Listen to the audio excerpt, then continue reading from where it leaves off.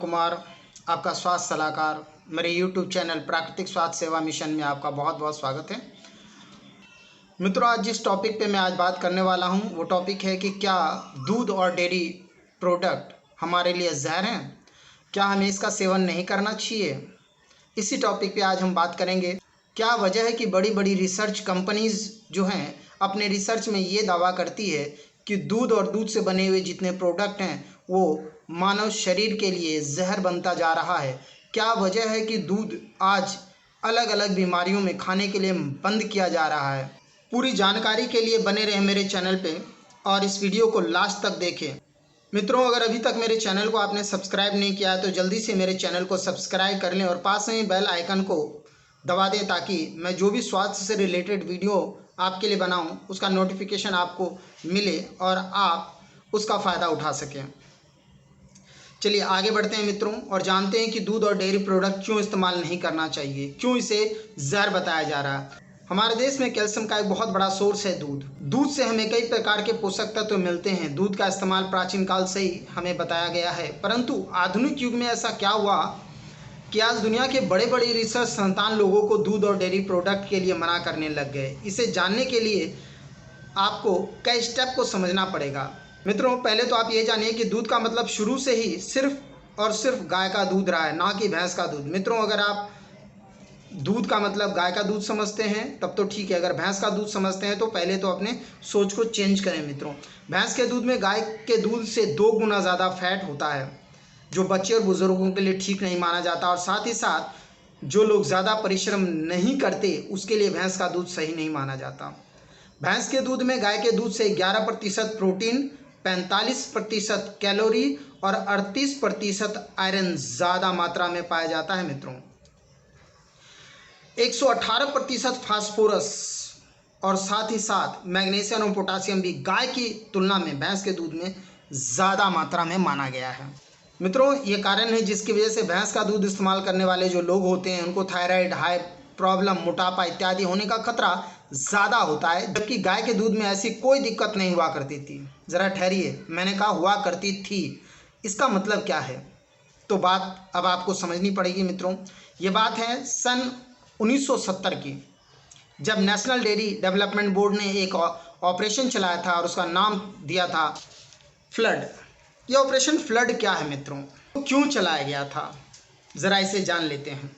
पहले ज़माने के लोग अपने घर में एक गाय ज़रूर पाला करते थे और दूध ना ही बेचा जाता था और ना ही खरीदा जाता था, मतलब दूध का व्यापार नहीं होता था। ये उस समय की बात है मित्रों, जब अंग्रेज़ हमारे ऊपर शासन किया करते थे। अंग्रेज़ों के यहाँ दूध और दूध के प्रोडक्ट एक व्यापार थे, लेकिन हमारे देश में दूध को बेचना पाप के बराबर माना जाता था।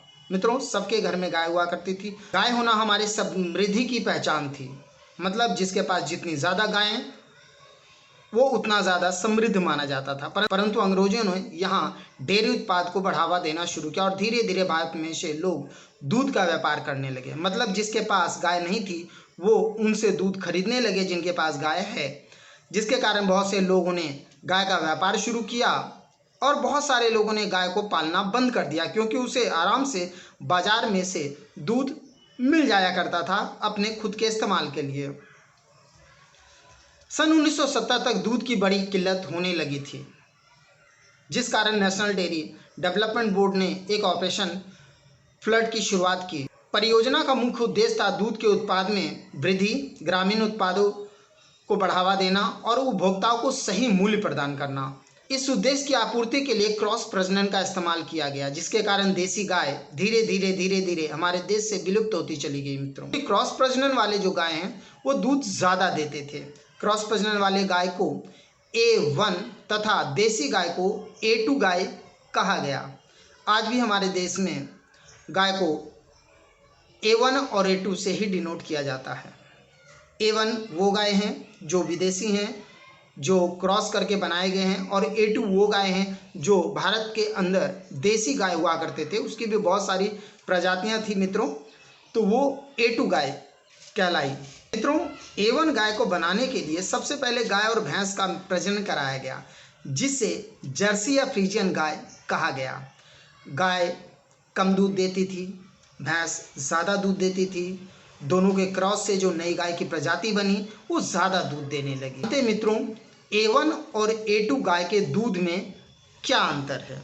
मित्रों दूध में दो प्रकार के प्रोटीन होते हैं, पहला वे और दूसरा केसिन।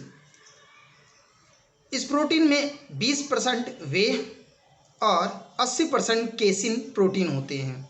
केसिन प्रोटीन को भी दो भागों में बांटा गया है, अल्फा केसिन और बीटा केसिन। बीटा केसिन को भी दो भागों में बांटा गया है जिसे A1 और A2 कहा गया है। A1 बीटा केसिन नामक प्रोटीन वो प्रोटीन है जो फॉरेनर ब्रीड गाय में पाया जाता है और A2 केसिन प्रोटीन वो प्रोटीन है जो भारत या ईस्ट अफ्रीका के देशों में जो गाय पाए जाते हैं उसके दूध में पाया जाता है। मित्रों और ये BCM7 क्या है? BCM7 एक ऑपियोइड पेप्टाइड होता है जो बॉडी में नहीं पचता है। इसके कारण शुगर जैसी बीमारी होने का खतरा हमेशा बना रहता है। BCM7 A2 गाय के ना ही खून में होता है, ना ही मूत्र में और ना ही आंत में होता है, और जबकि A1 गाय के दूध में ये भरपूर मात्रा में पाया जाता है। US national library of medical national institute of health के रिपोर्ट के अनुसार A1 बीटा केसिन वाले दूध में BCM7 ज़्यादा मात्रा में पाया जाता है जो शुगर और हार्ट की बीमारी को बनाता है।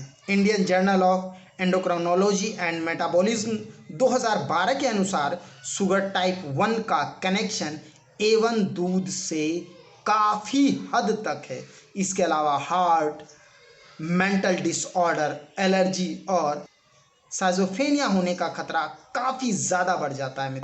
BCM7 अगर हमारे ब्लड में हो तो वो ब्लड के माध्यम से हमारे ब्रेन में चला जाता है और ब्रेन में जाके कई प्रकार की बीमारियों को न्योता देता है, जिसके कारण कई लोग कई गंभीर बीमारियों से ग्रसित हो जाते हैं। मित्रों अब तक आप ये समझ चुके होंगे कि A2 गाय के दूध तो हमारे लिए आज भी अमृत हैं, परंतु A1 गाय के दूध हमारे लिए बहुत सारी बीमारियों का न्योता देने के बराबर है। मित्रों अब आप ये समझिए, क्या हम A2 गाय के दूध को इस्तेमाल कर रहे हैं या A1 गाय के दूध को? अगर A1 गाय के दूध को इस्तेमाल कर रहे हैं तो मित्रों शुगर होने का खतरा बहुत ज़्यादा है, हाई ब्लड प्रेशर होने का खतरा बहुत ज़्यादा है, हार्ट की प्रॉब्लम होने का खतरा बहुत ज़्यादा है, साथ ही साथ मेंटल डिसऑर्डर, नींद नहीं आना, चिड़चिड़ापन रहना, बहुत ज़्यादा गुस्सा होना इत्यादि इस तरह की गंभीर बीमारियां भी होने का खतरा बहुत ज़्यादा रहता है। तो इसीलिए मित्रों आज अगर आपको दूध इस्तेमाल भी करना है तो सिर्फ़ और सिर्फ A2 गाय के दूध और A2 दूध को ही इस्तेमाल करें। मित्रों A1 गाय का A1 दूध फ़ायदा कम और नुकसान हमें बहुत ज़्यादा देता है। मित्रों अगर किसी भी इंसान को कोई भी गंभीर एक बार बीमारी लग जाए तो वो ज़िंदगी भर उसका साथ नहीं छोड़ती। इस वजह से बड़ी बड़ी रिसर्च कंपनीज़ जो हैं वो दावा करती है कि दूध या दूध से बने कोई भी प्रोडक्ट इंसान के लिए बहुत ज़्यादा ख़तरनाक है, ये जहर है, क्योंकि A2 गाय सिर्फ़ और सिर्फ हुआ करती थी हमारे भारत में, ईस्ट अफ्रीकन कंट्री हैं वहाँ हुआ करती थी। ईस्ट अफ्रीकन कंट्री में भी आजकल A2 गाय का प्रचलन बहुत ज़्यादा हो चुका है। साथ ही साथ हमारे भारत में तो अब A2 गाय बहुत कम ही देखने को मिलता है, क्योंकि दूध एक व्यवसाय बन चुका है मित्रों, और व्यवसाय का सीधा मंत्र ये है कि प्रोडक्शन ज़्यादा से ज़्यादा हो ताकि हम धन ज़्यादा से ज़्यादा कमा सकें। तो धन कमाने के वजह से प्रोडक्शन ज़्यादा किया जाता है, और प्रोडक्शन ज़्यादा करने के लिए हाइब्रिड नस्ल के गाय का दूध निकाला जाता है, और हाइब्रिड नस्ल के गाय के दूध से हमें कई विभिन्न प्रकार की गंभीर बीमारियां हो जाती है। तो मित्रों सारी बातों का सारांश सिर्फ़ और सिर्फ इतना है कि आप दूध का इस्तेमाल करें, परंतु अपने देसी गाय का दूध अगर मिले तब तो बहुत अच्छा है, लेकिन अगर देसी गाय का दूध ना हो तो मैं आपसे यही आग्रह करूंगा कि आप दूध खाना बंद कर दें या दूध के प्रोडक्ट को इस्तेमाल करना बंद कर दें। कई लोगों का ये कहना होगा मित्रों उसके बाद कि अगर हम दूध का इस्तेमाल बंद कर देंगे तो हमें प्रोटीन कहाँ से मिलेगा, हमें कैल्शियम कहाँ से मिलेगी। मित्रों कैल्शियम को और प्रोटीन को लेकर के आपको चिंता करने की कोई आवश्यकता नहीं है। दूध से जितना कैल्शियम मिलता है उससे कहीं ज़्यादा कैल्शियम हमें पानी से मिलता है मित्रों। तो पानी का सेवन ज़्यादा से ज़्यादा कीजिए, गर्म पानी पीजिए, आप गर्म पानी पी के उससे ज़्यादा कैल्शियम अपने बॉडी तक पहुंचा सकते हैं जितना कि आप दूध पी के पहुंचाते हैं। मित्रों, आज के युग में अगर दूध पीना है तो सिर्फ और सिर्फ देसी गाय में पिएं, वरना दूध आज से ही बंद कर दें। आज हमने जाना दूध के बारे में। अब आपका दोस्त विक्रम कुमार, आपका स्वास्थ्य सलाहकार, आपसे विदा लेता हूं। अगले वीडियो में फिर आपसे मिलूंगा। तब तक के लिए धन्यवाद, नमस्कार।